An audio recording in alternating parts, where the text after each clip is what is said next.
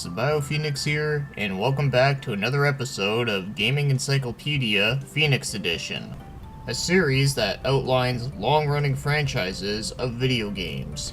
So today's episode is probably going to be a shorter one since this is a series that doesn't really have a whole lot of games of it, but I figured I'd cover it because it is one that not only do I really like, but it's also a pretty weird one, and that happens to be the Pocky and Rocky games, or in Japan, it's Kiki Kai Kai. So to sum it up, it's a top-down multi-directional shooter where you play as a shrine maiden, and its setting happens to be a Japanese folklore where you're taking out some yokais. So now, without further ado, let's talk about the first game, and that happens to be Kiki Kai Kai. So this one was developed by Taito, and it was also published by Taito, although the publisher was done by Hamster Corporation for the digital versions. So it was released in the arcade in 1986 for Japan, although within the same year there was a unofficial version that came out to North America and Europe, but I'll talk about that in a bit. But then the MSX2 version came out in 1987, and then the PC Engine version came out in 1990, and then it came to mobile in 2003, 2004 for PC, and then 2008 for the Wii, which is the PC Engine version, and 2016 to PS4's PSN in North America.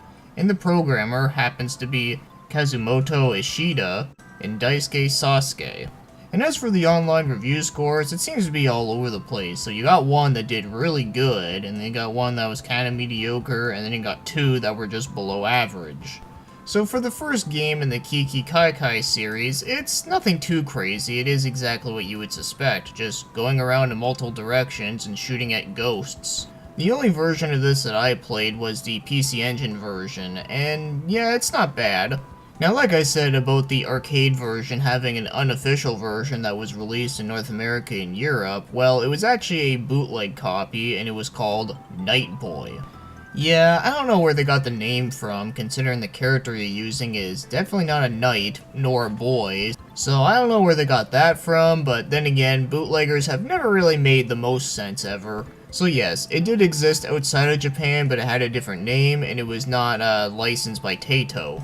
So yes, overall, the first Kiki Kai Kai is a decent game at best. It's not amazing by any means, but it also isn't bad at all. It's just one of those games that kind of feels a little bit dated, considering that we've had much better games in the series much later. So next up we have is Kiki Kai Kai Doto Hen, and this one was developed and published by Taito, and it was released on the Famicom Disk System in 1987. And the director for this one was Binbao Nao Saito-kun. I probably fucked that one up. But yeah, what you're looking at here in the picture is indeed the box art for the game. Yeah, it actually came with some figures, and the way that it's packaged kinda looks like something you would see out of like a discount store. So yeah, the packaging is very unique for a Famicom Disk System game. So as for the game itself, unfortunately, this is one of the few games in the series I just never played whatsoever. But from my understanding, it's kinda like a retelling of the original arcade game, but for the Famicom Disk System. But two things I can say about it is that this one does have a second playable character, and that happens to be Miki. And the other thing that I know that seems really weird for a shoot 'em up is that apparently you can run out of ammo. So yeah, because of that, this is definitely a very strange version of the first game.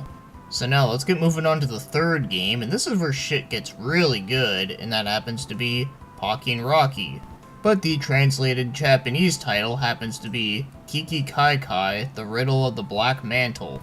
And this time, this one was developed and published by Natsumi, and it was only released on the Super Nintendo in 1992 for Japan and 93 for both North America and Europe.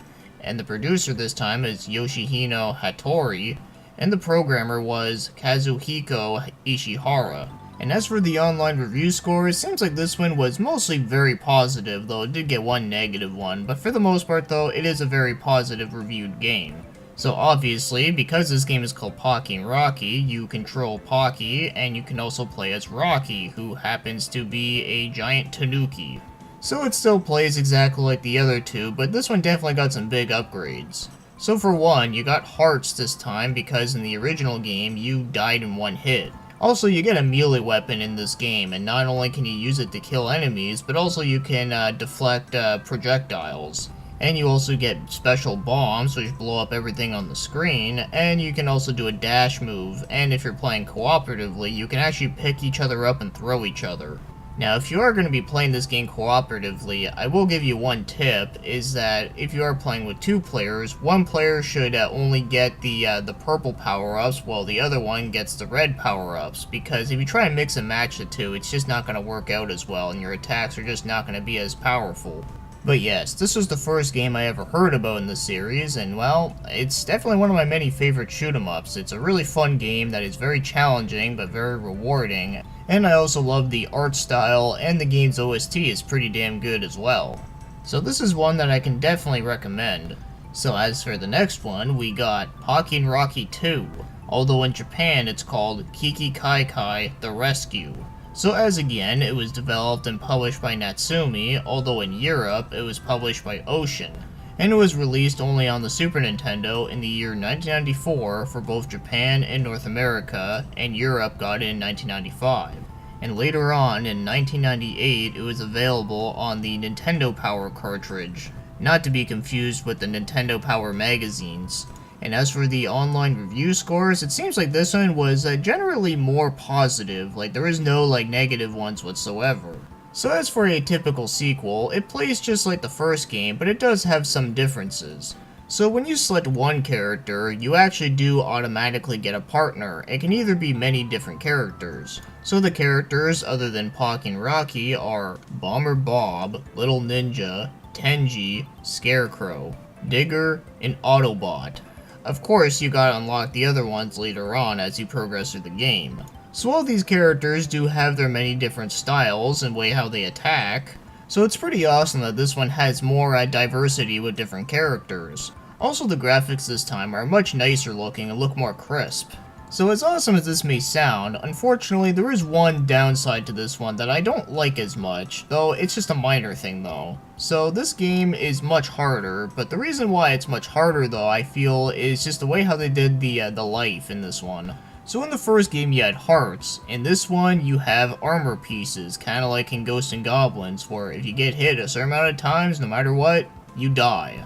I personally prefer it much better when it went to hearts, but either way though, this one is still for a hell of a good time. But despite some of the other advantages you do get though, this game is not much easier. But thankfully, you don't die in one hit like the original game, so at least that's a good thing. But I still think it's a very fun follow-up. And as for the next game, we got Pocky and Rocky with Becky. Oh, no Bullwinkle? Well, I'm disappointed.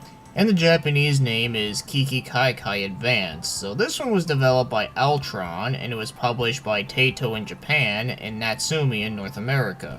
So the Game Boy Advance version was released in 2001 for Japan, 2002 for North America, and in 2015 it was released on the Wii U's Virtual Console in North America and PAL. So this would actually be their first time getting this one.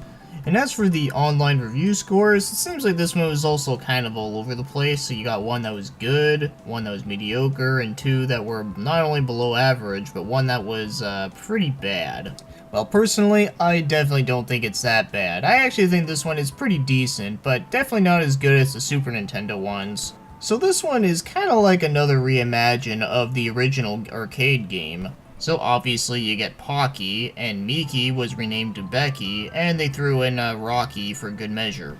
So this one kind of takes things back to basics, but one good thing that they did add for the North American release of this one is that you actually get 2 hearts, because in the Japanese version, you actually die in one hit, just like in the original arcade game. But all the 3 characters do play slightly unique from each other, and you get the bomb attack which blows up everything on the screen. So like I said, for a handheld game, it's pretty decent. It's not the best thing ever, but it definitely isn't the worst either. And as for the last game in this series, which is only kinda sorta related, and that happens to be Heavenly Guardian. Or in Europe, it's called Legend of Sayuki, and in Japan, it was originally going to be called Kiki Kai Kai World. So this one was developed by Starfish SD, and it was also published by them. But in North America, it was published by UFO, and in Europe, it was published by 505 Games. So the Wii version came out in 2007 for Japan and 2008 for North America and Europe, and the PS2 version came out in 2008 in all regions.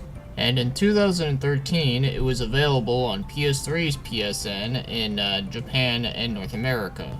And as for the online review scores, ouch, this one looks like to be the worst one in the series.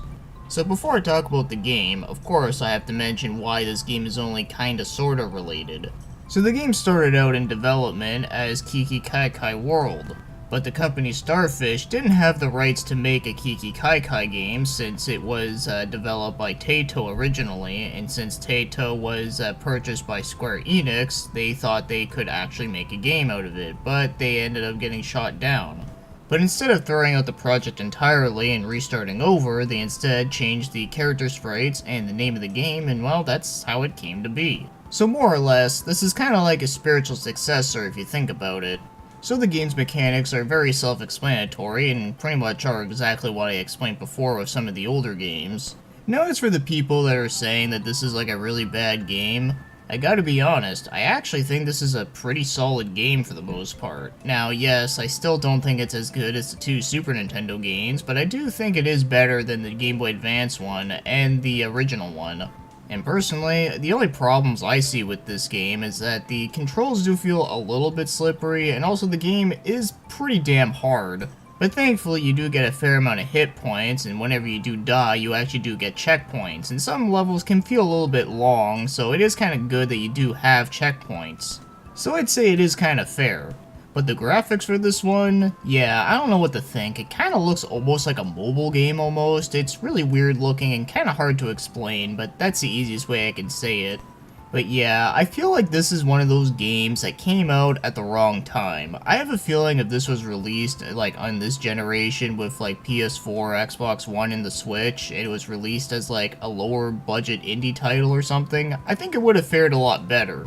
I guess at the time when this game came out, a lot of games that were more like arcade style, I guess people were just sick of them or whatever because they felt like, oh, we moved on past this shit. It's all about like cinematic cutscene crap. Oh well, like I said, I don't think this game is as bad as what the online reviews are saying, but I'm also not saying this game is like the most amazing thing ever, because it's not. But I still feel that it is pretty solid enough and can be fun.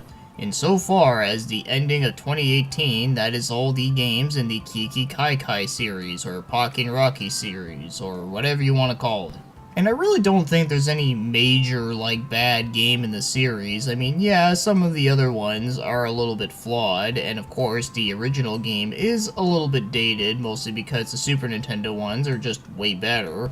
But either way, that is all the games that are released as of right now, and it would be really cool to see a new game in the series. Maybe they can do something similar to Wild Guns Reloaded. I think that'd be pretty awesome.